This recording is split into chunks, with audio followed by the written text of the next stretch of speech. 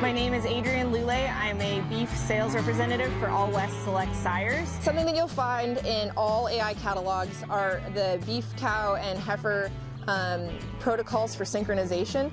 These are all the same, standardized across the industry by the Applied Reproductive Task Force for beef cattle.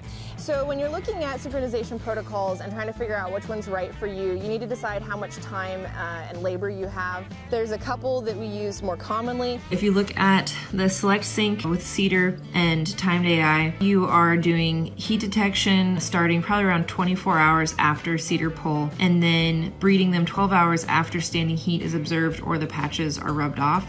And then you do this all the way up to 84 hours.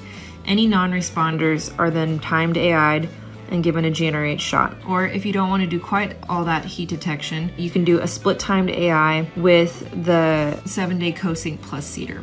This is a fixed time AI synchronization that allows you to mass breed all the cows at one appointment breeding. If you do a split timed AI with the 7-day co-sync plus Cedar, you have to put patches on the cows at the time of the prostaglandin shot and Cedar pull. If you're working with mature cows, at 60 hours, you pull out all the cows that are in heat or have activated patches and you breed them. And then you wait 24 hours and breed the remainder of the cows.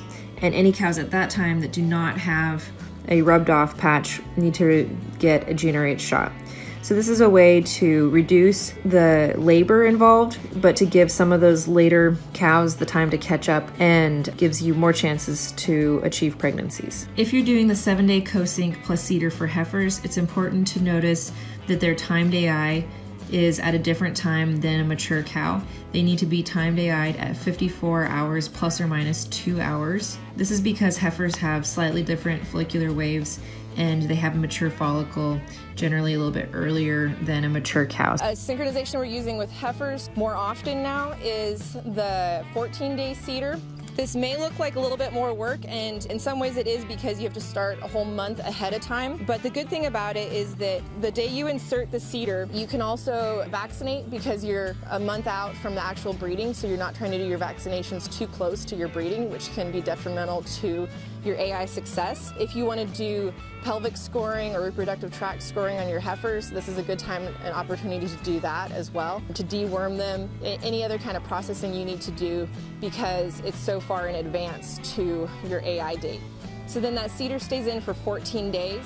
When you pull the Cedar out, you do not give any injections on this protocol, and you will see heats. However, you do not breed on those heats because the heats are not fertile. They're follicles that are kind of left over from the prior heat cycle, so they may have enough estrogen to show a heat, but the egg in there is basically dead or atretic and is not going to have a successful fertilization. So then you wait 16 days and then you give all the heifers a prostaglandin shot, and then at this point you can timed AI them at 66 hours plus or minus 2 hours. Or what we've been doing for some large projects is putting the Estrotec patch on, breeding everyone that has an activated Estrotec patch at that 66 hours, and then you wait about 20 to 24 hours and you breed all the other ones the next day. And you can see increased conception rates by giving those later heifers that time to catch up with the main group. There's a common theme if you look at any of the estrus synchronization programs, and that's that they use prostaglandin or PG. The different kinds of prostaglandin, the different brands that you might see are Estroplan, Estromate, InSync, Lutalize, Hycon, Prostamate, and Syncsure, depending on what area of the country you're in or what your vet recommends. You need to be careful with your prostaglandins and make sure that you're using the correct dosage, that it's either a 2 ml dose or a 5 ml dose. So what we're doing with that prostaglandin shot, though, is that you are causing regression of the corpus luteum and allowing the cow to start a new cycle or a new wave of follicles to then come into heat after that. If you use just a prostaglandin shot, there will be some cows that came into heat in the previous 5 days that will not respond to the prostaglandin shot because their corpus luteum just does not acquire that ability to regress and start a new cycle until 5 days after that cycle. So if you're going to use a one-shot, like for the one-shot PG, you're going to have to heat detect beforehand. You can either breed those cows or you can wait. then you can give a prostaglandin shot and heat detect after that. If you don't want to use the one-shot prostaglandin where you're heat checking for almost 10 days, you can take a little more control of the cow's estrus cycle, and you could use a generate shot, which will cause ovulation of any follicle that has an unknown status. You don't know whether that was ready to ovulate tomorrow or a week from now. And that will create a corpus luteum that will be able to respond to the prostaglandin 7 days later. There are some cows that will come into heat sometimes 1 day ahead of that, occasionally 2 days ahead of that. So you want to start your heat detection at least 1 day ahead of your prostaglandin shot. If you breed those cows, they don't get the prostaglandin shot, they can just get bred and turn out. Although if it happens by accident, it shouldn't hurt it at all. Because remember that corpus luteum cannot respond to the prostaglandin within that first 5 days of the cycle.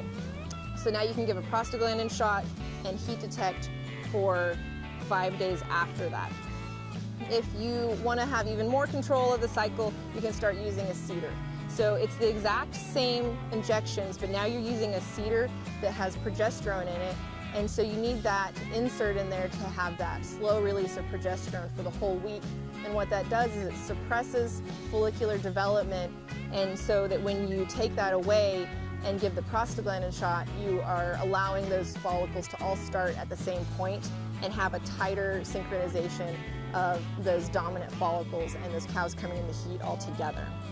I want to point out one of the newer synchronization protocols that looks a little bit different than the other ones and looks like a lot more work, but it's kind of unique in that you actually are doing less to a lot of the cows in the herd, and that's the PG 6-day cedar. So you bring all the cows in and they all get a prostaglandin shot, and then you heat detect an AI for 3 days, and you will get a large chunk of those cows bred off of just one prostaglandin shot, and they get turned out and they don't have to be messed with after that.